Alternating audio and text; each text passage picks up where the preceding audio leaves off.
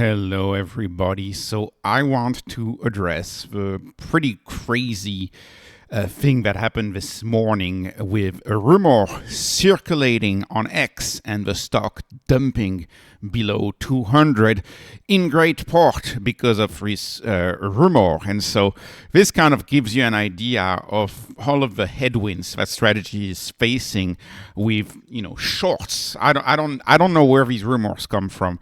Anyways, and Walter Bloomberg here is just reporting. I don't know where he got that, but Arkham, which is the company that claims to be tracking the wallets of strategy.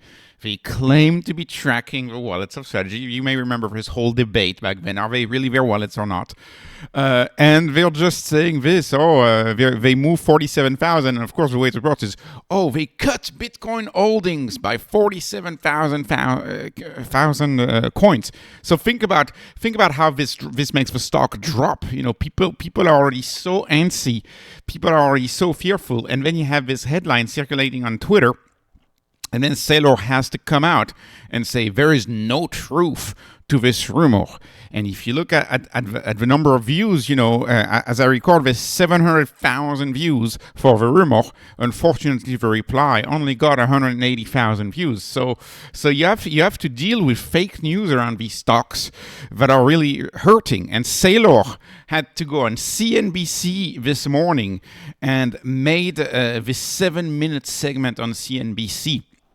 You can see Mike Alfred also reporting somebody is buying big stuff, buying big. And Saylor was smiling the whole time. And he's, was it cool as a cucumber? Is that what we say? He was so unfazed by the drop and with a big smile. What does he say? Expect a pretty big buy to be reported on Monday.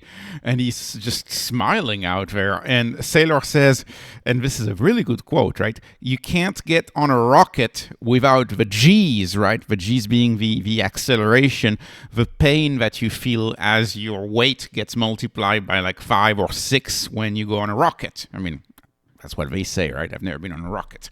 But anyways, you can't get on a rocket without the G's. I.e., if you're going to the moon, there's going to be some pain associated with the crazy acceleration. And he essentially tweeted, "We are buying. They are buying. They are not selling." So, and he said, there is no truth to this rumor.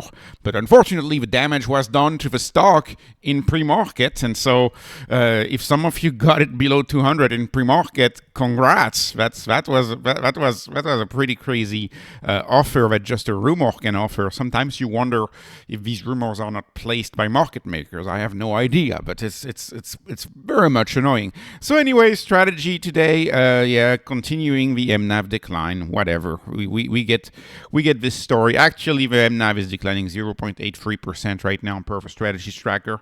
You're getting Bitcoin at a discount. Basic MNAV is 0.94, so 94% of the value of a Bitcoin is what you're paying. So there's a 6% discount buying Bitcoin via MSTR versus buying Bitcoin outright. And this is pretty incredible.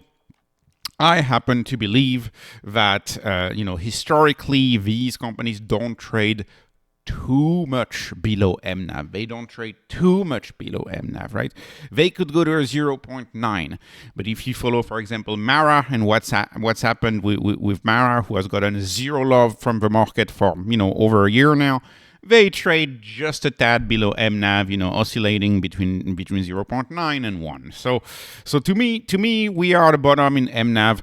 And of course, much of the decline in strategy stock has had to do with a decline in Bitcoin. It's had to do with a decline in Bitcoin.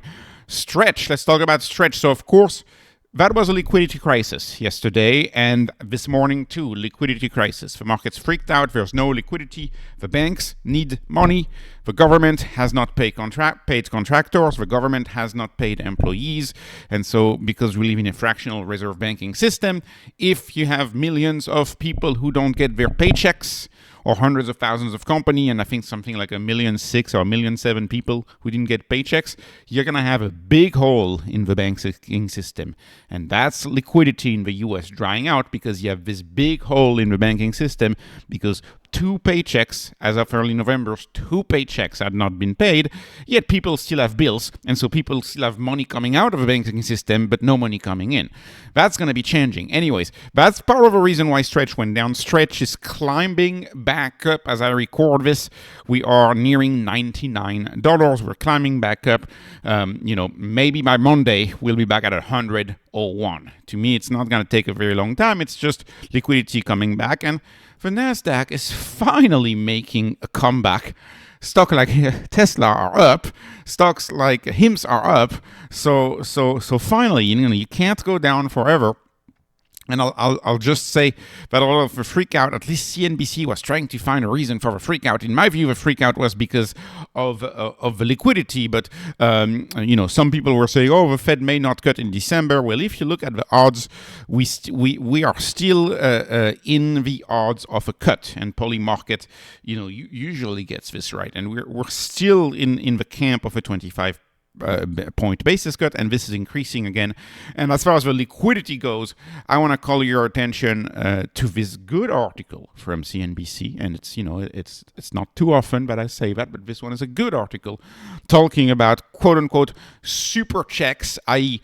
big and fast checks coming at government employees, and they go through each of these institutions.